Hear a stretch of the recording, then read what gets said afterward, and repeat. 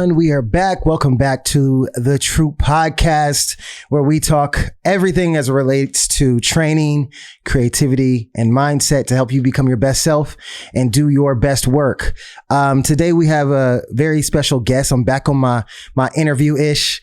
I got my boy Tyrik Patterson that we're going to be bringing in a moment. I just want to give a quick intro and an update on my life, where I'm at, what's been on my mind. Let's start with like training. Let's talk training, creative and mindset as it pertains to me first, really quick.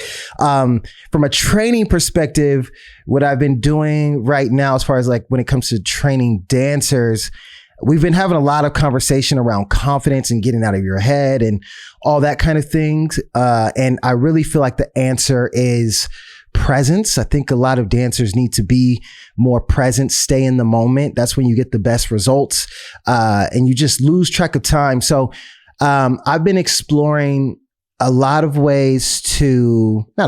few ways to really get dancers to be more present. And because what happens is they get distracted, either thinking about the future, thinking about what people are thinking about possibly messing up, thinking about the next move.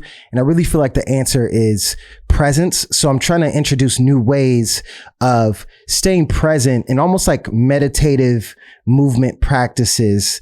And I experimented with it yesterday in a session and it worked really, really well. So, that's right now. That's where my head is when it comes to training. That's what I'm working on. When it creative, we're working on a collaborative video. We've added 9 choreographers to Troupe Dance Company.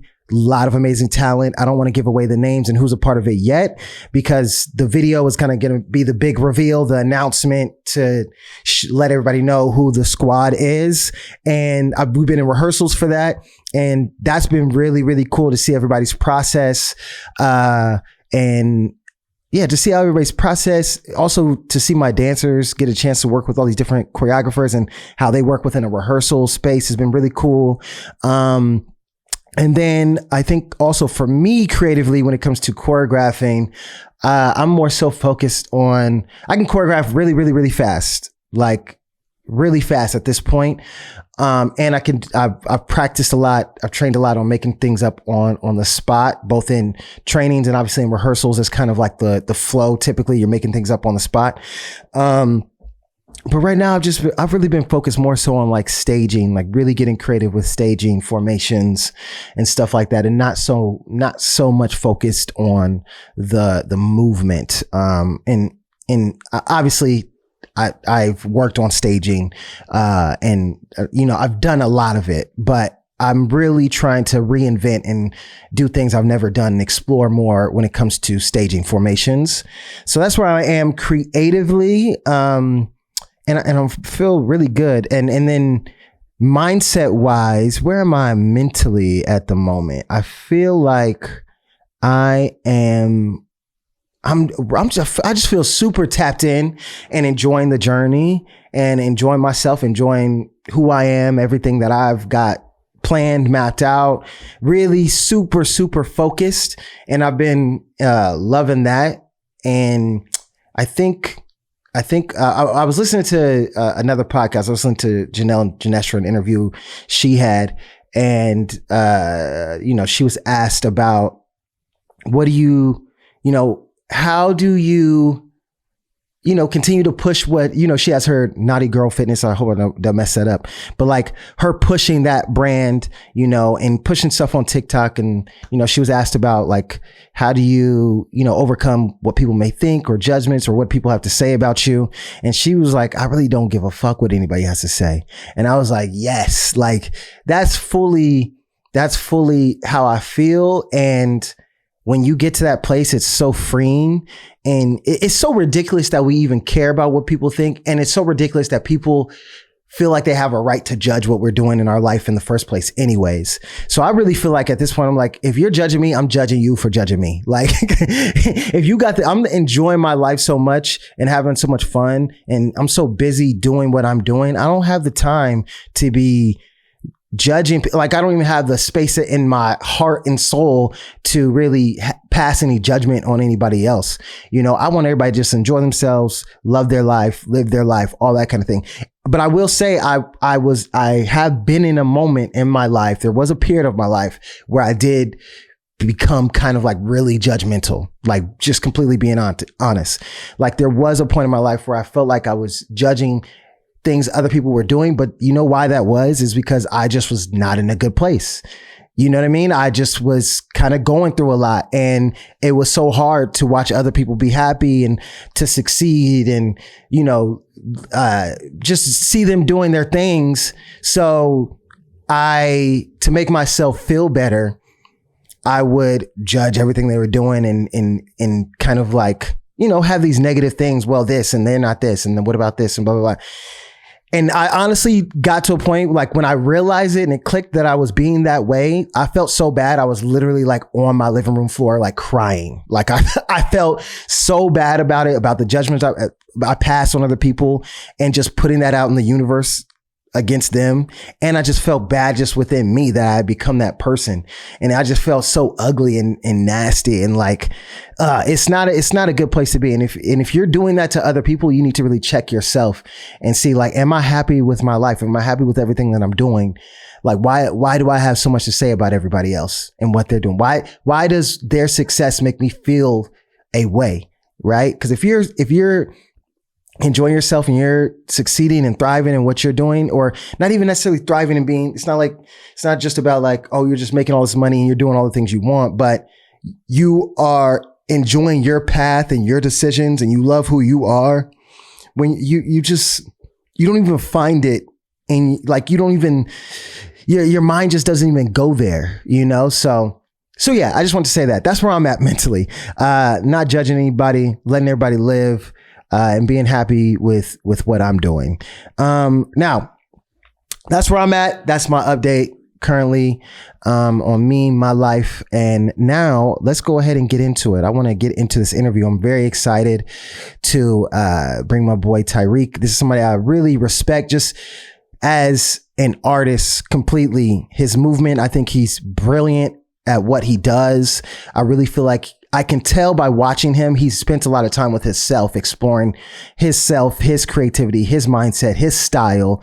And he's putting out a lot of really brilliant stuff. I'm not bringing him on here. He has worked. He has done a lot of work and a lot of jobs. And I know he's on jobs right now and, you know, work for big artists, all that kind of stuff. That's not why I'm having him here. I'm literally I want to talk to him about him and the things he has done, the things he has accomplished just within his own artistry. And if you know Tyrik, I'm assuming if you're listening, you probably know who it is, but, yeah, if you know Tyrik, you know exactly what I'm talking about. I think he has a huge future ahead of himself. And I just want to go ahead and start to tap in. So let's go ahead and get into it. Okay, boom. Let's go ahead and get into it. I think Tyrik, to kick it off, first of all, thank you, bro, for being down to do this. Like, I'm really excited to have this conversation with you. But let's just go ahead and have you give an intro of just who you are, where you're from, and yeah, just kind of maybe a couple of the things that you have been able to do in your career so far. Yeah. Hello. My name is Tyrik J Patterson in full. I'm from Dallas, Texas, originally. Moved to LA about 3 years ago. Just a brief summary of what I've done so far. I've had a balance of industry work as of recently. Yeah. Rihanna, Lil Nas X, Khalid, if I must give credits, because I know that's a thing to do. But I want to thank you for making the focus of this interview about myself, because honestly, I value that much more than any other brand. Mm-hmm. And I think the balance, if I could describe what I do, whom I am, I would mention that much more. So in regards to accolades I'm proud of, I think I've established myself more as a creator than what I am just a part of somebody else's process. So been able to create my own work, find my voice, and use it as a weapon. Yes. And throw shots in every direction. That's the goal. So Oh yeah, we starting off with the right energy. Yes. Yeah, man. Yes, this is who I am. Nice. Well, welcome, bro. Let's go ahead and start diving in. First, I want to start with training, because I feel like you are a phenomenal mover, and I can see a lot of technique. I can see a lot of years of discipline.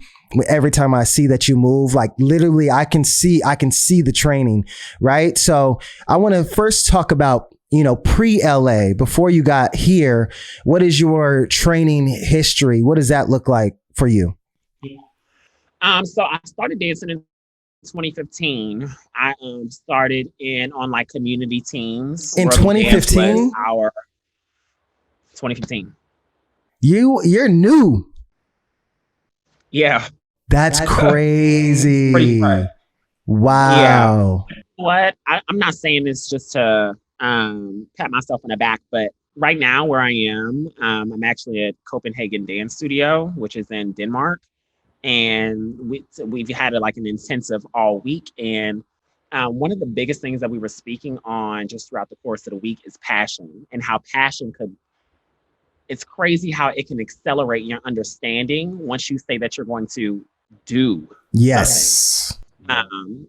And I recognize with age in dance, when you have to start paying your own bills and also having to pay for classes and travel, there has to be passion. Otherwise, I'd rather just sit on my couch, So I started in 2015. I was like a senior in high school.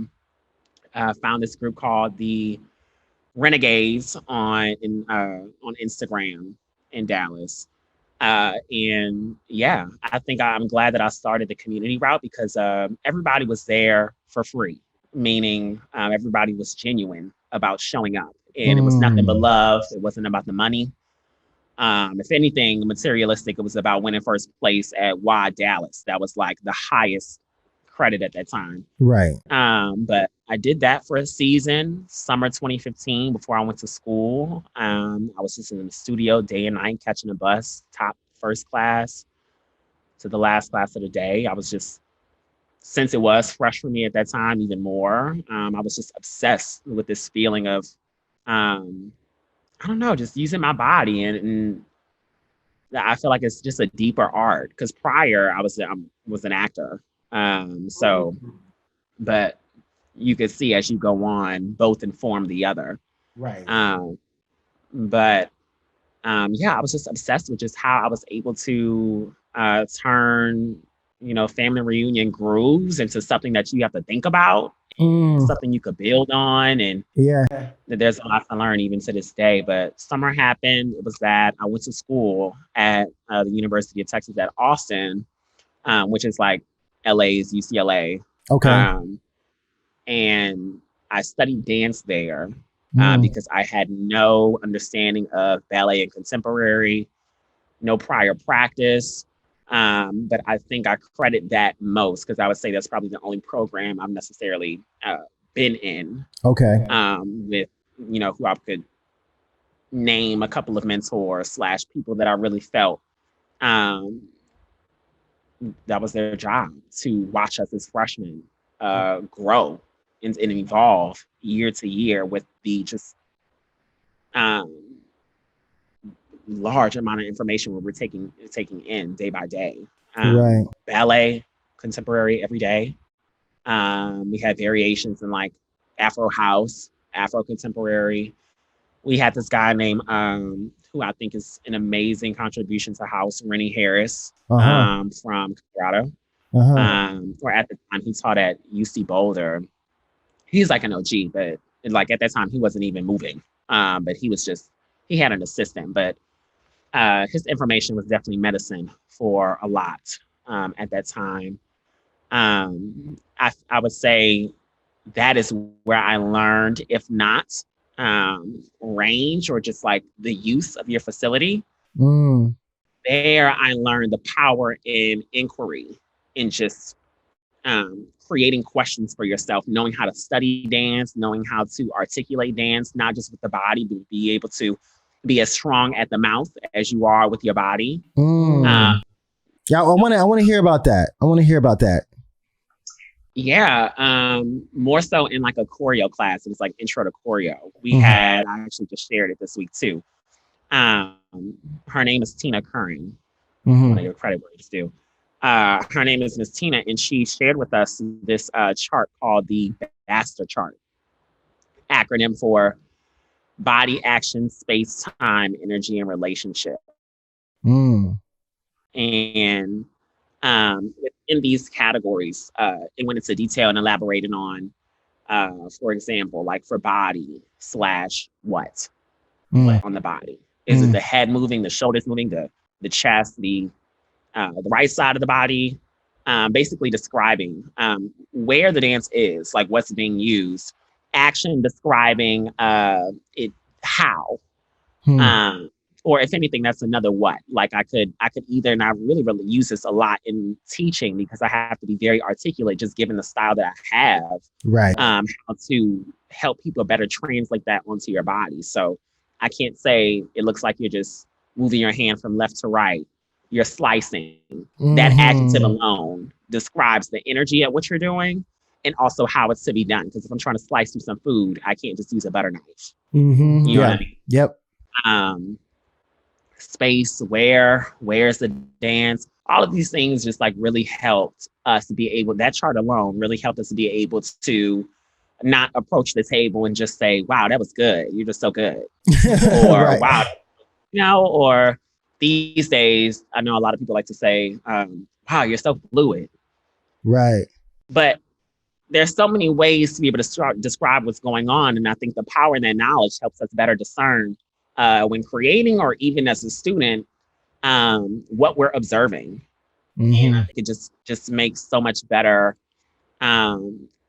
your experience taking away what you're seeing because I can talk about it. Right. You have a smarter eye, essentially. Yeah. Yeah. So classes like that, I really do think then I was stubborn because I think coming from like a street studio, I just wanted to put on my shoes and wild out every day.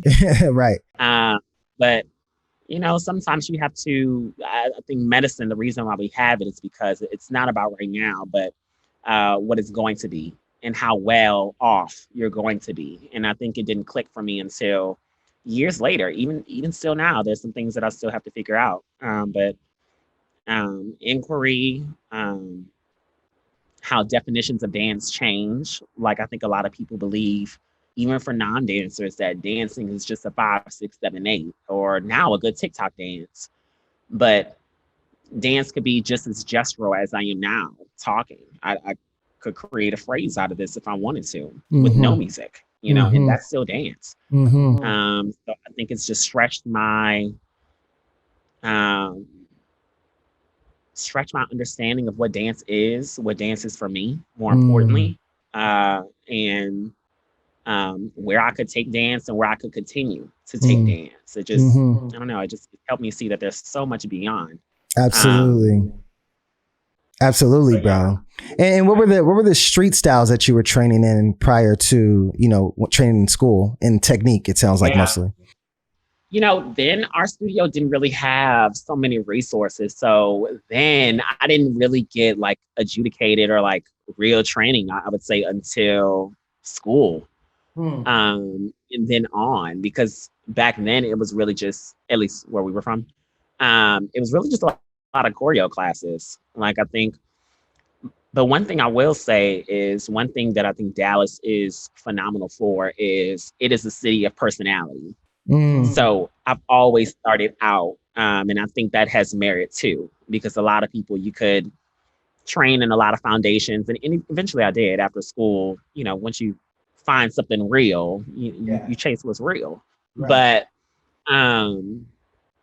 But I was always a performer, and I just always fell in love with people who knew how to be able to turn counts into something you can feel, turn counts into music, into dance. Yes. And that is one thing I've always missed about home. Yeah.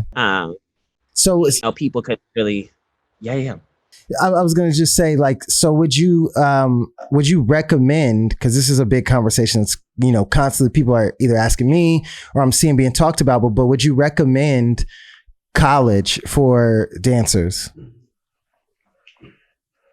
It to each their own.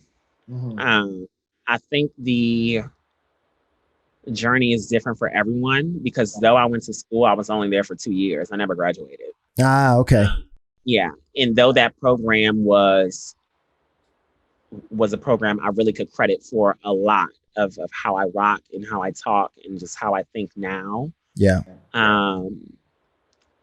Even then, I was there for 2 years, but I felt the reason why I left, I just felt it was time to go and go search for professional practice on my own. Yeah. So I think it just depends on what situation or, given your parents. Yeah. I at that time, I wanted to go to college. And so I knew that was going to be my route. Yeah. And I think that's why that feeling of, or I guess the hesitation and wanting to depart my own ways was so scary because I come from a family to where that we need to graduate. Like that's the thing. A lot of people are. Yeah. How did your parents feel about that once you left? Ironically, they were very supportive. Okay, nice. And I feel like it was only that way because at that time, like I said, if I was going to do something, then I was going to do it. So it wasn't, I'm going to leave college and take off a year and just take a year really to doubt if I'm actually going to make a step forward towards my career. Like I say, I want to. But I took a year. I did take a year off, but only to, work my butt off to save money and get to LA March 2018. Like I said, I was going to do. Wow. 2017.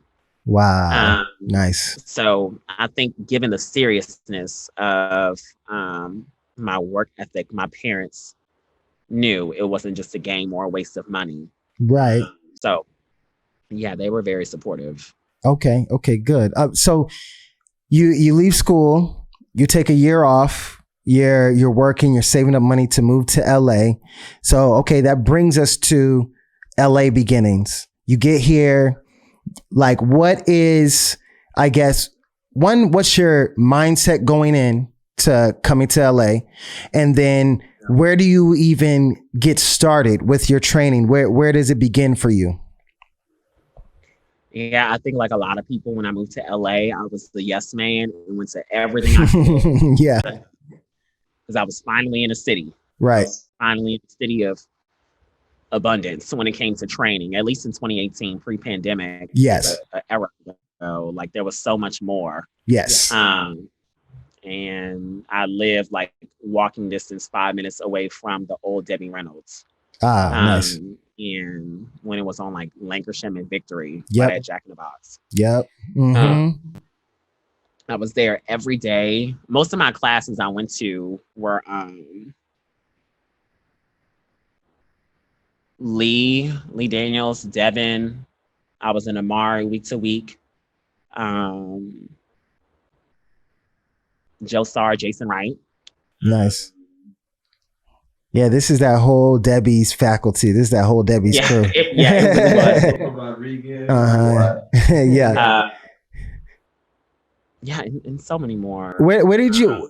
I see so much foundation in you though. Like, where did that come from?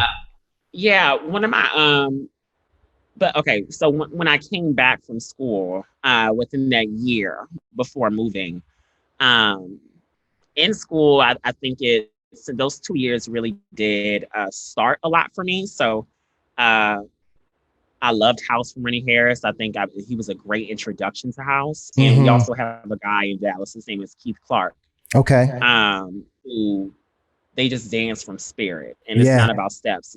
We would barely get steps. But if anything, first, it was about getting the spirit. So I think they already started off a path, even with House, just like having an essence and a true definition of what it is. So I think even my understanding has already been rooted in a real place versus going to that's good. And they know what they're talking about. I think in LA now, you go to a Ray Baza class, and because LA is so choreo heavy and there's so much industry work, it does feel like the takeaway is always still, I got a new, house step to add to my inventory. Mm-hmm.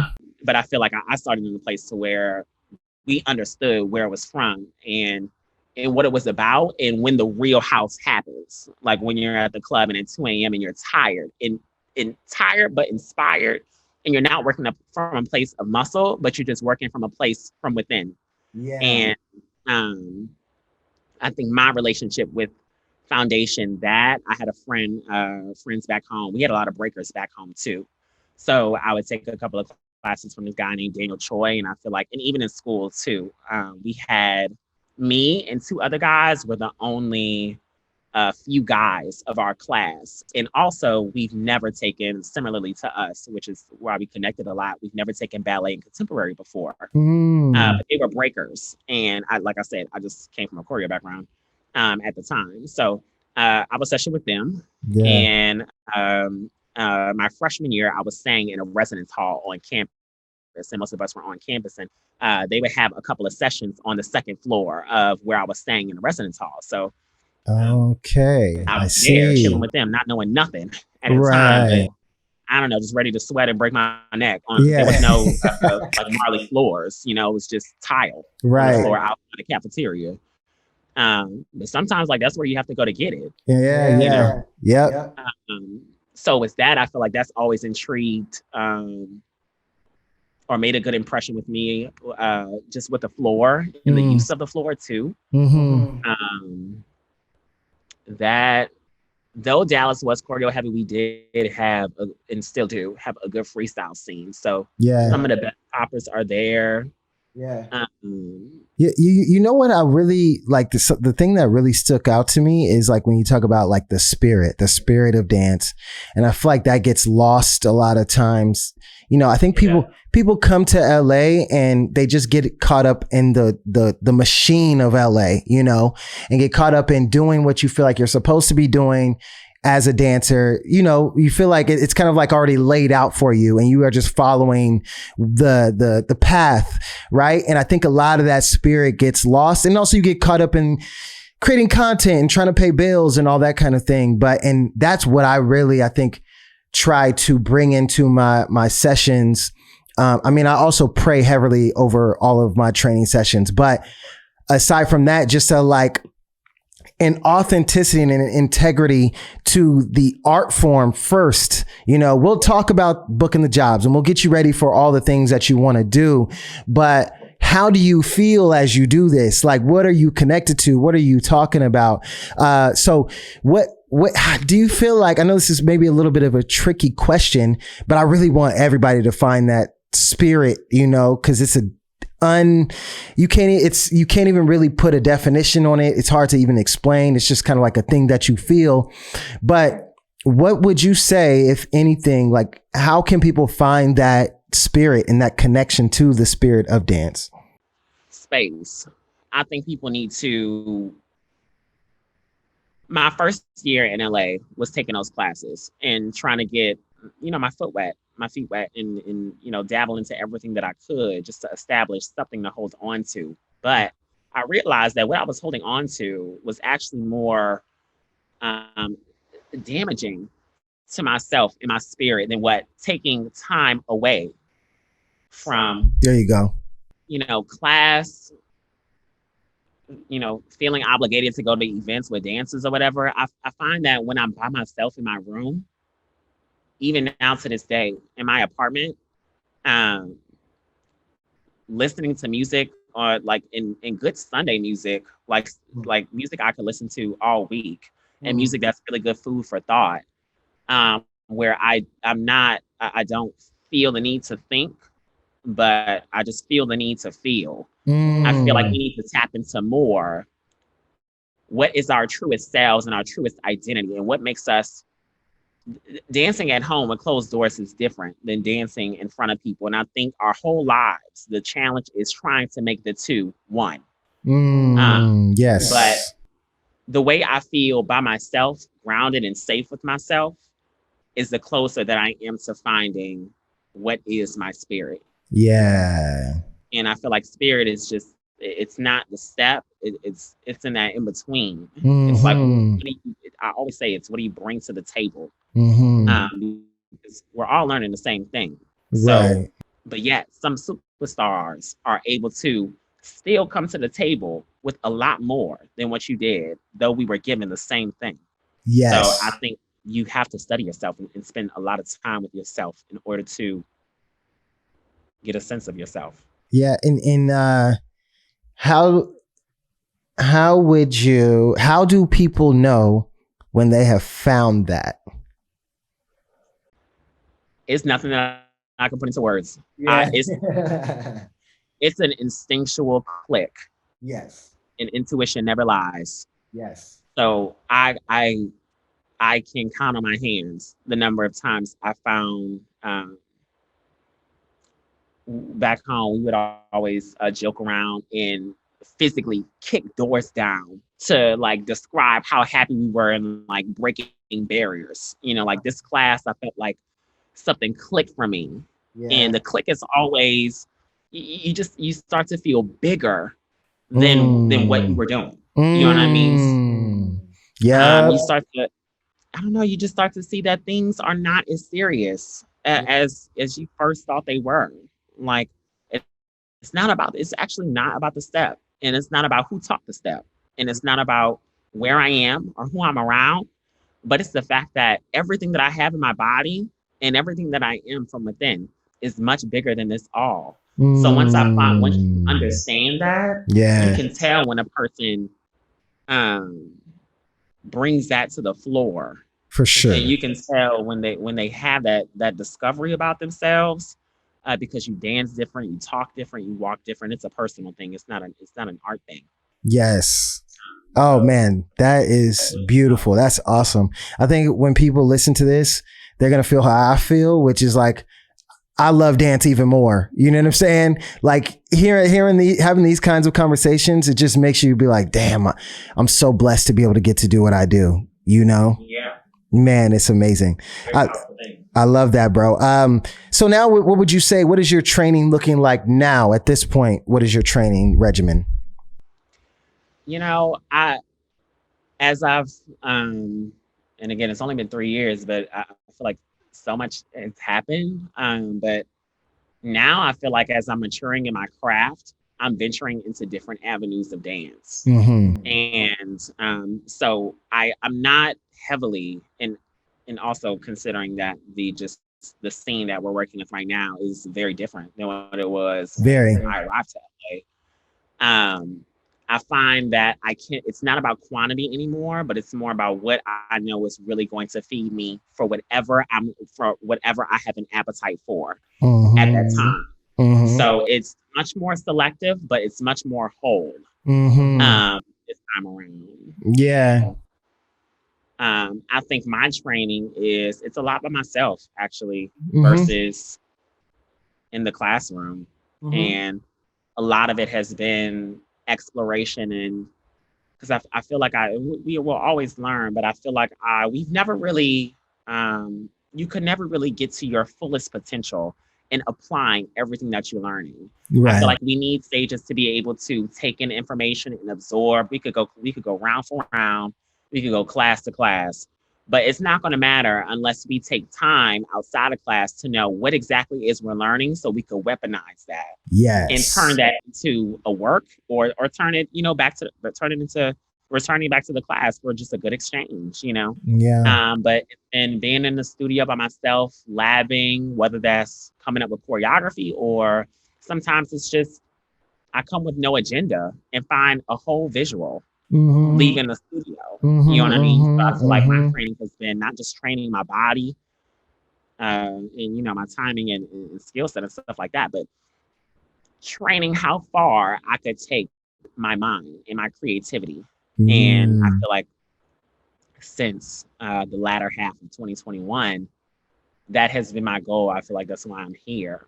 I love moving, and I love training. I love sweating. I feel like that's why I like to work the way I do. But at the same time, I love pouring into something that makes people sit down and think. Right. And just approach their lives in a different way. Yes, that's so important. That you speaking like a true artist. That's exactly it. That's exactly it. Okay, so that brings us into kind of the creative conversation.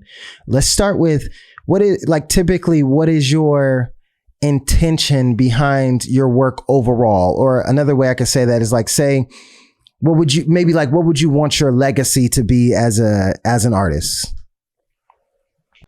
I'm very big on intention and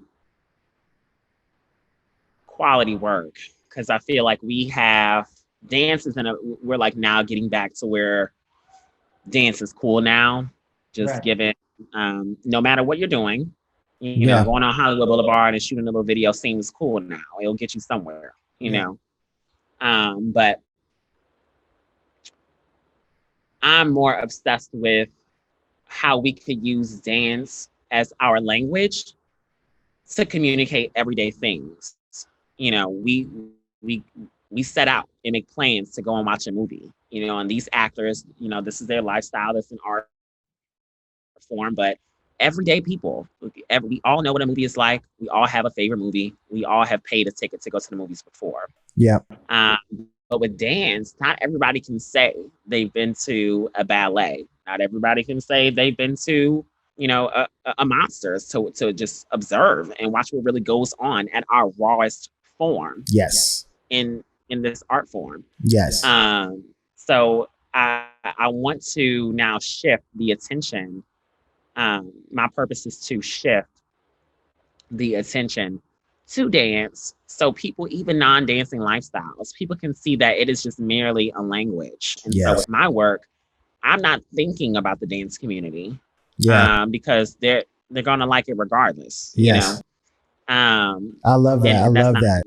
You know, that's not me patting myself on the back, but I'm just saying, like, we dance, so we do this, so we know what that looks like, and we know the work that entails when we watch something like that. Yes. But it has to be such a timeless work that it does not just exist in dance conversations, but my brothers and your mom and your cousins that don't know me at all, they could sit there and they could watch that and find themselves in that. Yes. Yes. You know, yes. We need that, man. We need that.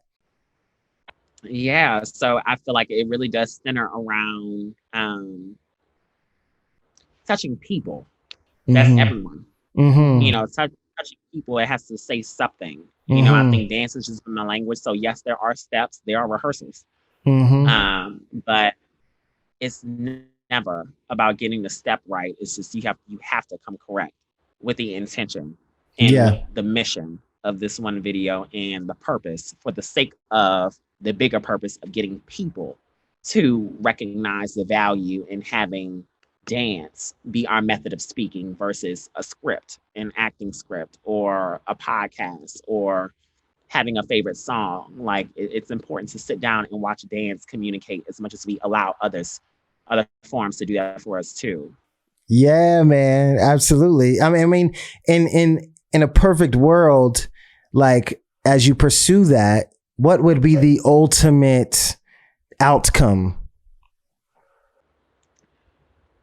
It changes from now and then, but honestly, if I could, well, ideally, what I would want is for people to give me money to do what I already do now. But I think with money comes a bigger budget, comes bigger production, comes bigger resources to only amplify the same mission, the same purpose. So whether that's, you know, I can't really say I'm so interested in choreographing for artists per se, because I think dance is, but with exception to the artists that really get down and really appreciate dance, that's different. But to have to limit the reach and talent of dance, I think that's so far more important. I'd rather be broke. I would rather say one person that I really do want to collaborate with is K Tronada. And K Tronada or Tyler or Frank in regards to artists. Because I would rather them just hand me their album and give me full creative control to, I love it. with their discretion too, but full creative control just to make like a visual album or something like that. And people have done that before, but I feel like that really does just push the envelope for dance and help show, but more creatively, just not just, with just dancers and, we just dancing all over LA. Right. But conceptual value. Yes. Story value, perspective, cinematography, like all these things that we use for movies and such are still needed, but to just have just full control over turning that into such a great movement art piece, I think is what my future will look like. Yes. I could see it. It's coming. It's coming for sure. I see that. I love that. I love it, man. And much respect to you, because there's not a lot of people that are thinking along those lines. A lot of people are still trapped in this old mind of us being locked into, we have to be behind somebody. And if you're not behind the biggest star, then it doesn't matter what you do. Like, no, like I've been talking about that a lot. Like we got to create our own, and we deserve to, I love this art form, and I love it's definitely changed my life. And I really believe, dancers are superhumans, and more people need to be able to experience that live and live, seeing that with their own eyes and be able to feel it in person. I mean, it's just incredible what we do. So much respect. And if any way I can support ever in any way, please let me know. Please. Thank you. So what exactly is your process when it comes to creative? I think first let's discuss, how do you find music? Because I think it always starts with the music, right? Or maybe for you it's maybe different. Maybe you have the vision in place first, then you find the music. But tell me what your process is. Yeah, the sequence changes each time, and I think that's what makes each work so special and specific to that work alone. Because, for example, most recently I did this little baby crush video where it was just 3 dancers, including myself, and we were at a park, and it had a specific framing because I was just like, sometimes I literally just drive around LA, just, I don't know, looking for pretty scenic places that I find myself wanting to see what movement looks like. And so,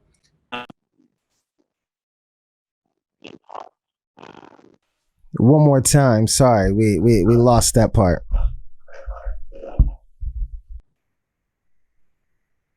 Can you hear me? Yeah, there we go.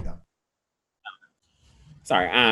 So I was in Grand Park, and I found one, I love parks. I love open spaces to dance in general. It just makes everything feel so grand. But contrary to that, I also bought this like fisheye lens for my phone just because at the top of the year.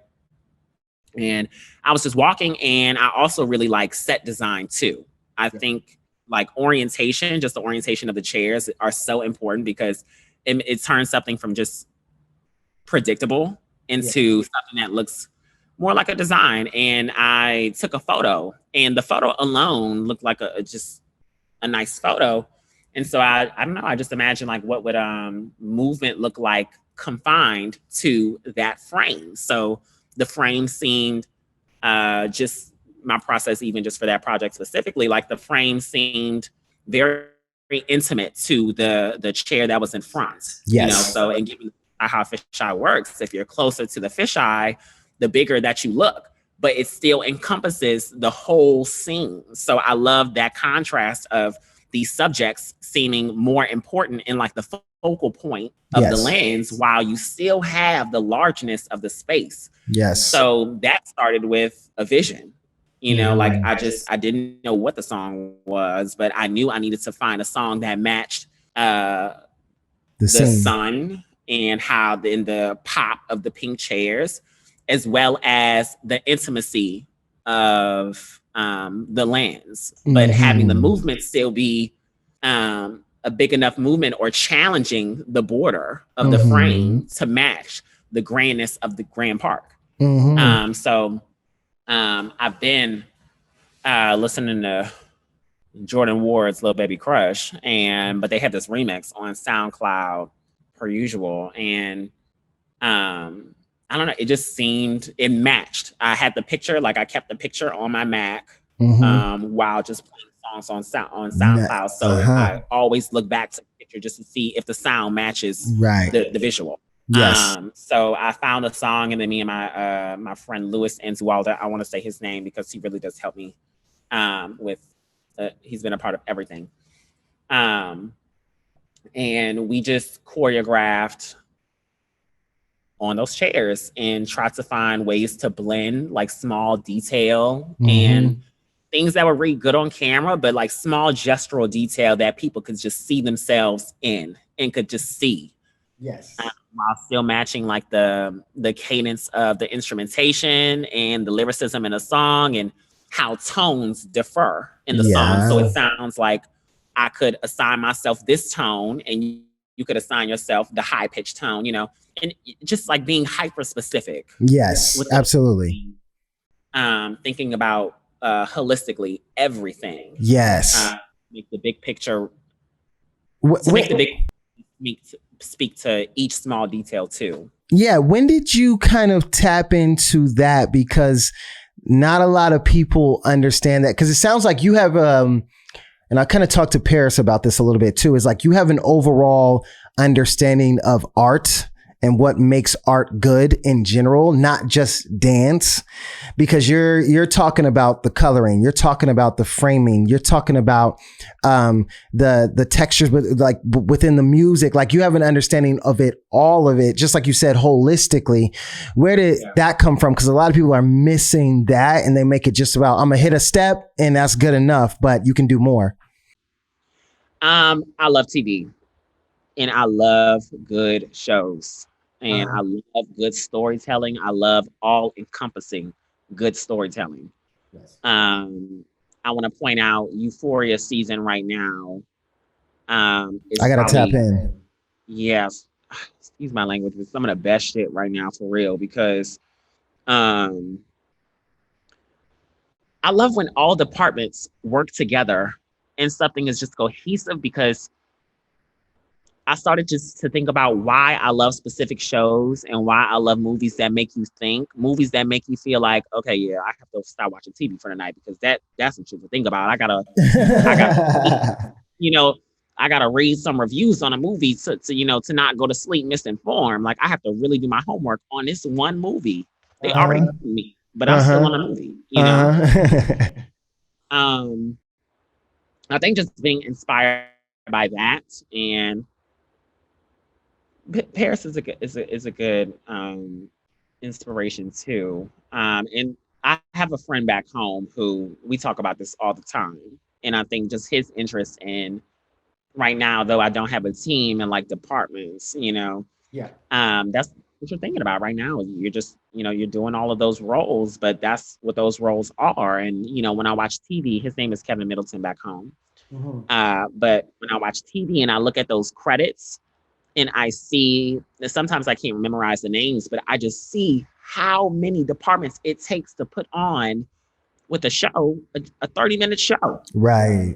Turn into a series like that. That's a lot of work, and that's a lot of communication. That's a lot of responsibility, and somebody has to delegate that responsibility. And I recently watched the Insecure documentary concluding their series finale. And they literally spoke on each department. Wow. It was so inspiring to see other people just as passionate about why we must have wardrobe be supporting up and coming and local Black artists, because that is what the show is about. We have to have the cinematographer understand that we have to have refreshing views and refreshing visuals, so that since we are trying to accomplish for the first time shaping a cultural reset for how we see Black people on TV and Black excellence on TV, we have to have innovative ways of being able to allow the perspective to see details in this conversation. Like, what is this conversation talking about? So do we have to be up close? Should this be behind his ear? Or should we just see a hand on the table and a hand doing this? So we just see the small details, somebody, feeling doubt or feeling like they're just not stable. You know what I mean? Like Yeah, all of these man. key details really matter. Yeah. And I think the more that I watch that, I've always been a person, I think observation is power. The more that you watch something, you have to take notes. Yeah. Because people don't just do it in vain. Right. Um, Everything has purpose. Well, if it's good work, everything is intentional. exactly. Mm-hmm. Yeah. So that's what I reach for and Yeah. try. Thank you for that. I got some shit to research today. I'm definitely tapping into that Insecure documentary and season 2 of Euphoria. Also, I want to check that out. Yeah. Do you have a certain space? I know I'm very like particular about the spaces I create in, but do you have a certain space that you like to create in? Yeah. I find myself a lot of the projects have seen Ian's garage. Oh yeah. Yeah. It's a good energy over there. It's good. There's something nice over there. Yeah. It really is. And I feel like it's just one is also Ian literally lives 4 minutes away from my house. Yeah,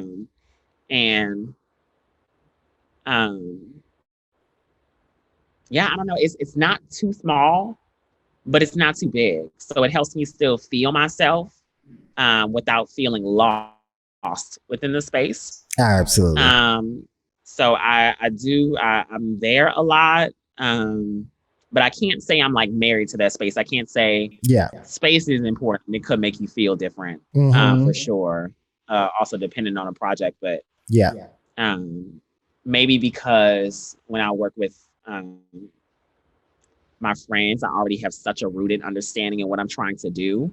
Right. That I think the rehearsal space or whatever space I think in, because before I bring it to rehearsal or the studio, I should send you a picture of my apartment, because everybody that visits my apartment, there's a lot of writing on walls. On my mirrors, I have this black wall that just reminds me of my monthly agenda every day, literally sitting above my dining table.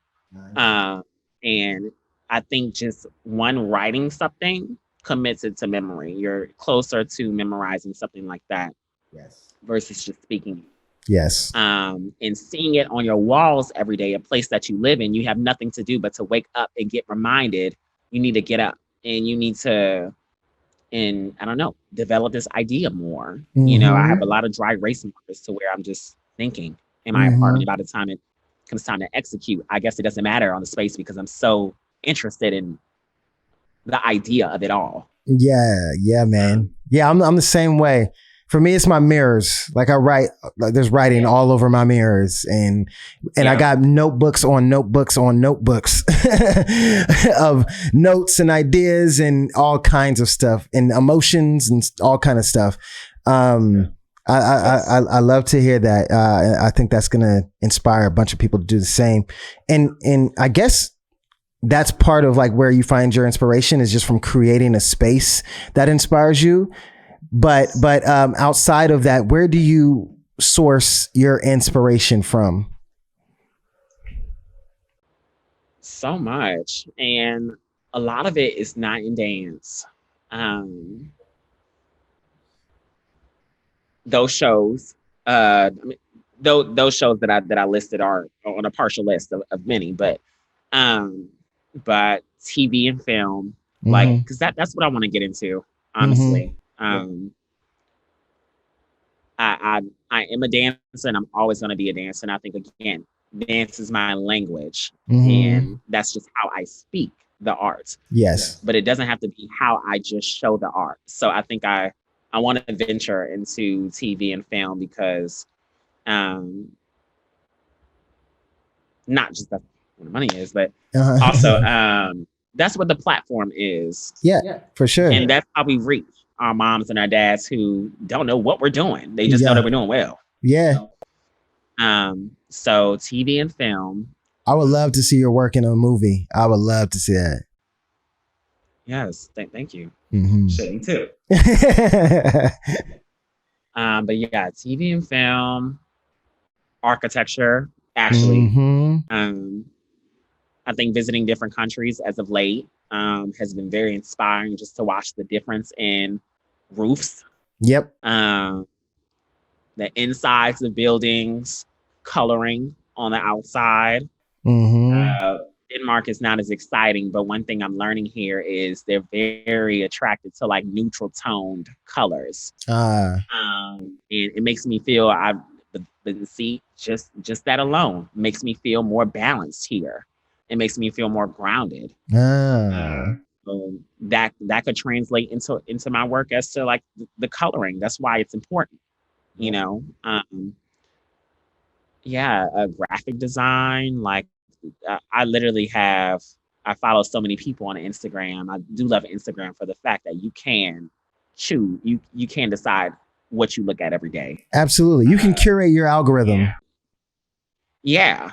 And you can, just refresh your feed from people that work in different fields. Like I love stylists too. Like I'm trying to, be more presentable with my wear too. So it dictates how I feel, and it dictates, sometimes I want to wear shoes that I would never dance in years ago to the studio just to feel something different. Maybe I'm more posing than when I am actually hitting a step, but that's still dance. Maybe that could bring somewhere else. So many different places that and then so many different aspects of life. How does that end up translating into, because I think people maybe miss the connections of like, how does that end up translating into dance and the projects that you do? Yes. So, example number one, the coloring and the architecture, translating into what's in frame, or another thing is what's kind of inspiring, like another work, is perspective, or just like small everyday perspectives that we see. I was at the DMV recently because I had to get registration and titling for my car, but I was looking as I was waiting for hours. I was looking outside the rearview mirror on the driver's side. And I was like, wow, this is such a cool perspective that, we kind of take for granted. Like you can see all that's behind. So I just thought about like, what if I were to put a camera to it? The view is very small, but what if there's somebody like in your line of sight looking through the rearview mirror? But I don't know. There's somebody also back to steering wheel, like looking at the camera dead on, while you see a small person in the rearview mirror. Oh, fire! You can get out of that. I like that. That's fire. Yeah. There's that. So just for one perspective, for an example as to how that could turn into something dance related. I'm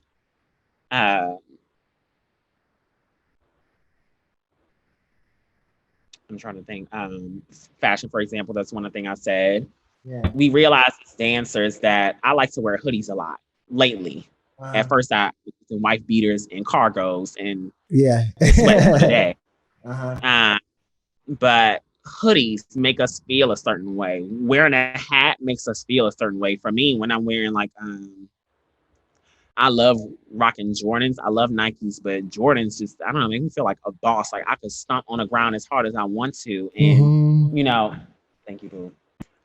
Nobody's going to say nothing about it. And I don't know, it just makes me feel loud, but proud. So if I'm in a video and I'm saying, let's say I started off in sequence with, this is an outfit I can see myself wearing on camera. Let's say this outfit, instead of it being a hoodie, which makes you feel just like chill, and at least for me, it just makes you feel chill. Like people wear hoodies at home, like, it's nothing.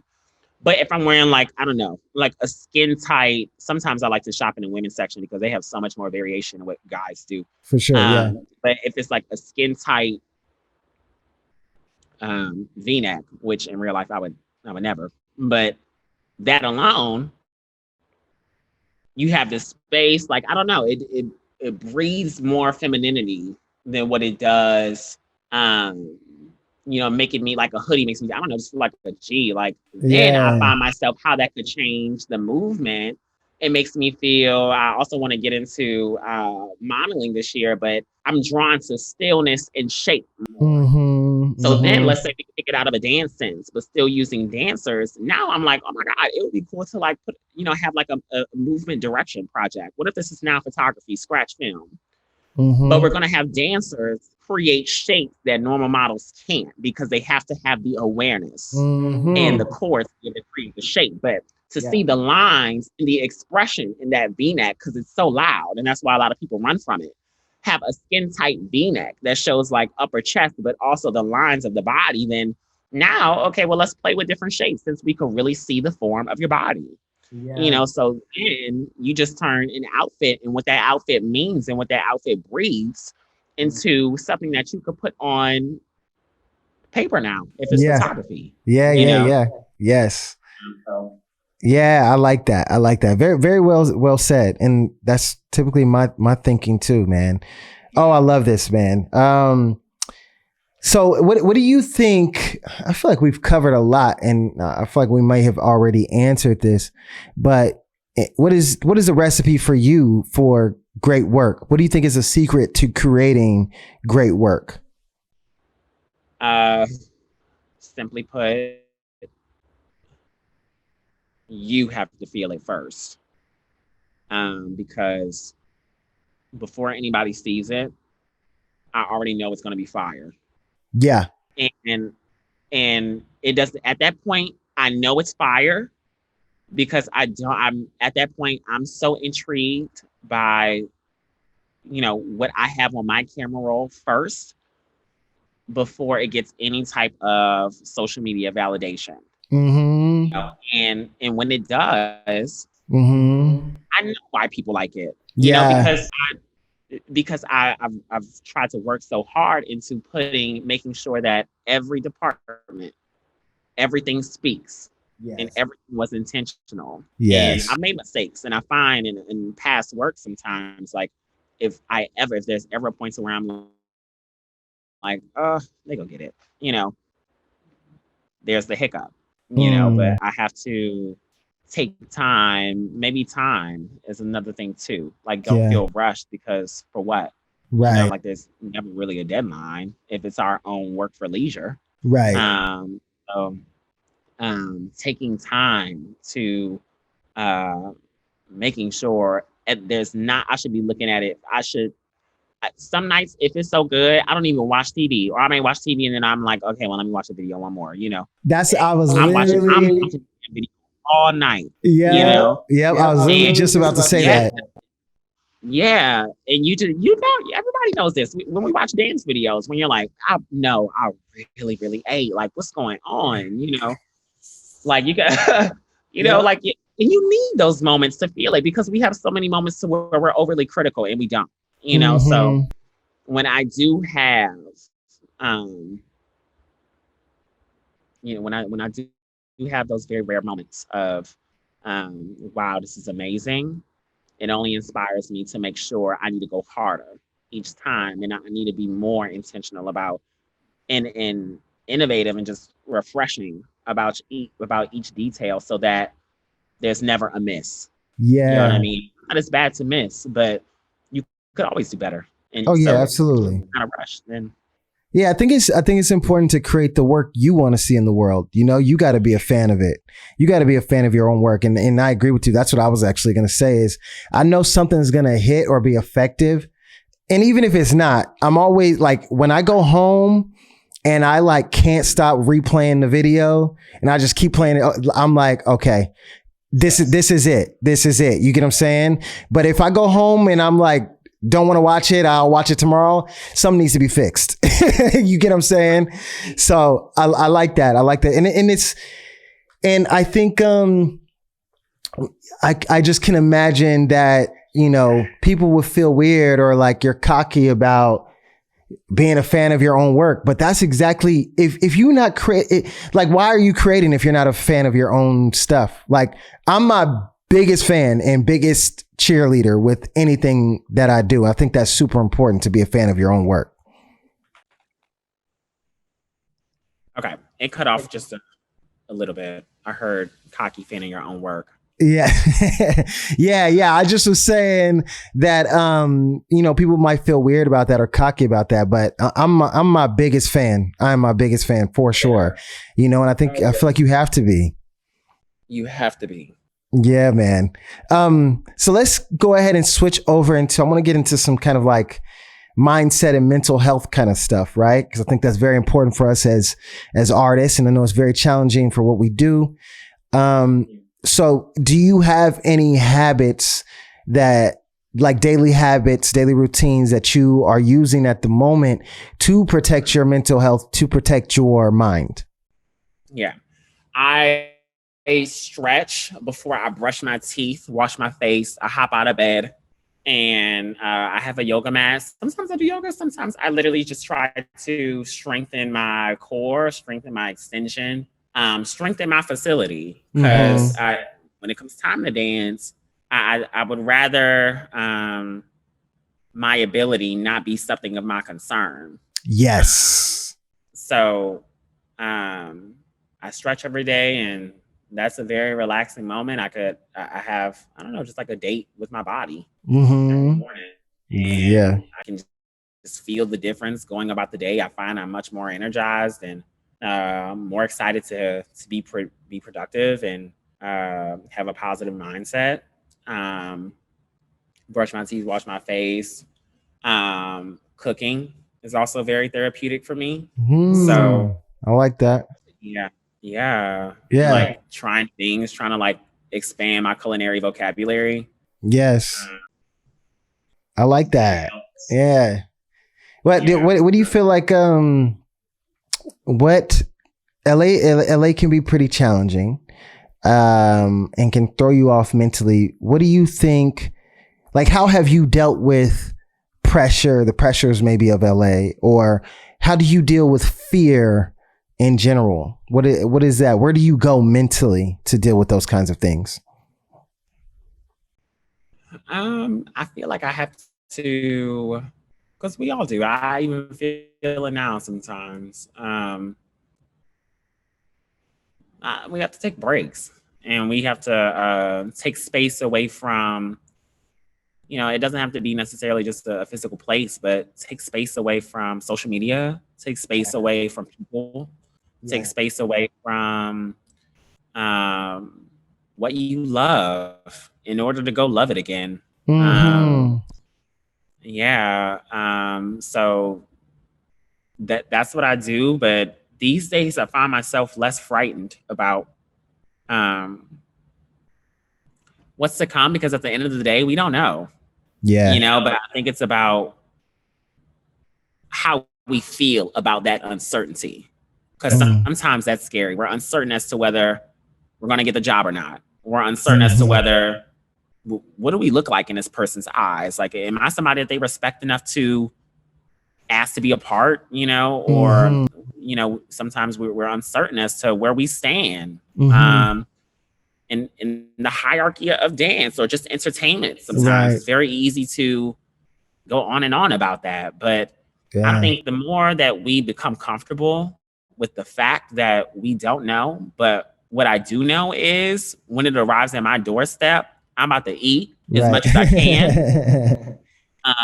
Then I find that I'm not as fearful, and that's an affirmation for myself, because I still feel it, but in my past, that has been working for the last couple of months for me. It's trying your best every day.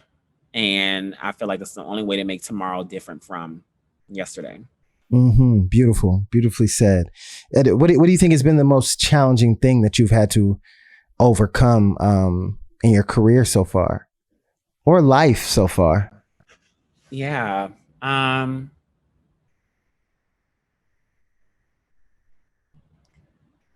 most challenging thing I would say, even right now, is trying to figure out a way to be an example for others when it comes to just like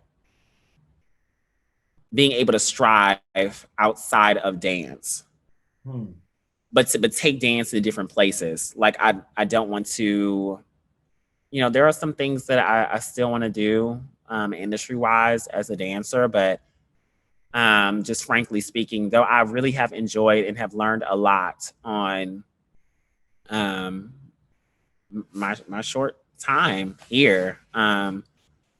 It's not what really fulfills me. And I think it does not challenge the extent of what I have to offer to the world. So I think the challenge is identifying that. And there is fear in that because it's like, well, damn, that's what I've been doing all of my life. So what do you mean? Like, where do I go now? So I think the challenge is kind of connected to the last question for me. Like, I don't have all the answers, and I'm typically a guy who I like to have the answers. Answers is control. I'll be able to tell what tomorrow holds, But I think the challenge is going with my heart, even though my heart doesn't really guide me to, stability sometimes or status sometimes, work sometimes. But it's always right and it's always on time. Absolutely. Absolutely. So I think the challenge is listening to that. Yeah. Yeah. And I think you follow that, and eventually, and if you can manage to be patient with that, things kind of fall into place. You know what I mean? And it's good. I like that you said, like, it may not, what you are feeling in your heart may not always make sense in the moment, as far as like stability and all kinds of stuff like that, or status, that a lot of people chase that status, and that can lead them in a direction they shouldn't be going. That may not be their actual purpose, because they're trying to live up to, some kind of validation from other people. You get what I'm saying? Like, I've done my thing in the industry, but I feel the same as you. Is I feel like I wasn't fully fulfilled. And before, and even still now, sometimes I think about, like, I don't know, like, I think for most people, if you were to look at like me starting a company and doing the things that I'm doing now, for some people, it might look like that's like backwards from working with the artists and doing all of that kind of thing. But I'm just much more fulfilled here, Yeah, this is when I step in that room and I'm doing my thing, like, I feel like I'm in my flow every time. I'm like, this is where I'm supposed to be, And I think it only feels that way because we haven't really seen a lot of these kinds of things, like what I want to do, what you're going to do, all that kind of, we haven't really seen it yet. You know what I mean? Right. Like, there hasn't been the opportunity for these things to really, really thrive at the level that I know you see yourself going in the way where I see myself, my company, my brand going. So, but I think we can't be afraid to do what hasn't been done. We can't be afraid to be the first. We can't be afraid to step out on our own. And I'm the artist. You know what I mean? I'm it. I'm the artist. I'm the brand. I'm the company. I'm the corporation. You get what I'm saying? I think, but I know it's going to, there's a renaissance in dance happening right now. And I think it will be people, like yourself, that will pioneer the way, that will show dancers, there's another avenue, there's another lane, there's other things, there's other options that we have. And that is just, that'll change everything. That's going to begin to change everything for dance, so I'm right there with you, brother. Yeah, man. Yeah. So I want to just finish off with I want to take a question from, the community that was text in. This is actually from Ariana, and Ariana is the one I'd wanted to, interview you for a while, but she actually was the one last week that mentioned it. I was like, I need to do that. So she's really the one that pushed to make this happen. So she says, I noticed you curate projects individually. When did you decide you wanted to amplify your voice rather than be a part of someone else's? And the other part of that is, through that process, what have you learned about yourself? Yes. One, the reason that I honestly, I do tend to work alone a a lot more than collaboration, because really just for the challenge. I feel like, again, I am new, and I can't say like I really put out work until 2020, and I think the pandemic has just provided me with just so much space in that hiatus for dance, to explore what I knew was there, but just never had the guts to step out on my own and do. So I like the challenge just to see how far I could take myself Yeah. without the help of someone else, not out of pride, but we have to make sure that we have something before we step to the table and talk about, working with somebody else. Like I'd rather have a value and a understanding behind my name before I allow somebody else's already a name, to be on the same list of credits. Right. So that, and please remind me, what was the Oh, and then what have you learned about yourself through that process, through creating your own projects? I've learned, and I'm still learning, how to put myself and my stamp on everything. I love people that have like a signature touch to everything that they do. So even if I were to like ghostwriters for songs, some successful and notable ghostwriters, you can tell like, okay, yeah, I know Beyonce sung that. Yeah. But she better not lie when she says Right. who wrote that song, because I know it was Neo. Right. Right. or anybody, So I think I'd rather have like such a way of putting things together, a way of speaking without speaking. And I've learned better ways to do that. Nice. Like what Tyrik is, and what a Tyrik work is. Yeah. I love it, man. And so what's next for you? What's next? What's going on? Yeah, I'm looking forward to more space this year. I feel like last year my word was consistency. And I was trying to be as diligent as I could. I was inspired by like just the hunger that we have when we first stepped to LA, and like how we want to take classes back to back. We want to say yes to everything. Yeah. I loved how hungry I was then. Yeah. And I want to just reconvene with that same hunger. But now with the sense of self that I have, I wanted to fill my schedule with everything that I love and just see what that turnout would be. Nice. But I made a lot of mistakes last year in confusing consistency with just being unnecessarily productive. Right. So I didn't really have a lot of me time. Right. And something to bring back to the floor. So this year, what's next is saying no to a lot that does not fulfill my purpose. And it's bringing more wealth in art to the table than what I do content, because I don't make content. But bringing more to chew and more to digest for people. When I step to the plate. Yeah. In regards to projects, I never know. Sometimes it's the day of, and you never know. Yeah. But, that's what's about to happen this year in regards to my intentions. Yeah. Awesome. Well, we look forward to it, man. I'm excited to see what's next for you. I've been enjoying all of it. Like I mentioned from the beginning, I think you are brilliant, and I already know everything that you see, everything you envision. It's already coming to pass. You got everything that you need. It's just timing.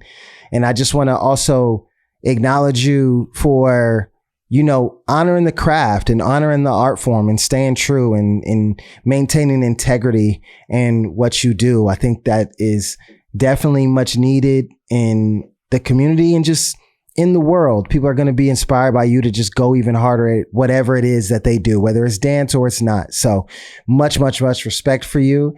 And I try to give a daily challenge with every podcast that I do. So I want to turn that over to you for any dancers or people, humans, whoever that's listening right now, if you could give them one challenge, I can give you a second to think too if you want, but if you can give them a challenge, something they can go do today that you feel that will make a difference in themselves, their lives, their artwork, their art form, what would that challenge be? Yeah, I would say go write down what you want to do. Mm-hmm. And if you can't write it down because you don't know it, then there's the problem. Mm-hmm. And so that's either something you can do once you write it down. My mom he used to always tell me as a kid, write down what you want to do so you remember it. Mm-hmm. Write it on your wall, tattoo it on your hand, whatever. Yeah. And it's one step forward to making it happen because you see it. Yeah. If you can't write it down, then that means you need to take time and really figuring out what you want to do until you can write it down. Yes. Writing it down is pen on paper and it won't erase. So beautiful. Remember it. Beautiful. Well, that's it. That's it for the podcast. Thank you so much, Tyrik, for coming through and blessing us. This was an amazing conversation. I'm leaving inspired and I'm ready to get into the studio and go crazy. So thank you so much for coming through, bro. No, thank you for having me, and thank you for always showing love. You're one person, though I've been around a lot of people who has always shown love. So yeah, thank you for that. Absolutely, so much, so needed. Absolutely, bro. Thank you, man. Much respect. Enjoy your trip, and I'll see you soon. I'll see you at the camp. Definitely during the summer. I'll see you at Super Camp. What can people expect from your class? To get tossed. I don't know. Hopefully something new by that time. But something refreshing. Yeah. And something to work for. Absolutely. All right, brother. Enjoy, man. Have a good one. Blessings to you. All right, bro. Hey, thank you. Likewise. I'll see y'all later. All right, bro. Peace. That's it for the TROUPE Podcast. Make sure you like, subscribe, comment, all that good stuff. I hope you got a lot from it. I definitely got a lot from it. I took some notes myself. I got a lot I will need to look into and just a lot to think about. So, this is beautiful, man. I love doing this. It also allows me to have conversations with people I don't get to see and speak with a lot. So, and then be able to share that. This is really a dream come true. And I feel very blessed and honored to be able to have this platform. So yeah, that's it. I hope you got as much as I did from today's conversation. Much love. Do your thing. Go write it down. Write down your dream. And if you don't have it figured out, like Tyrik said, spend some time to figure that out.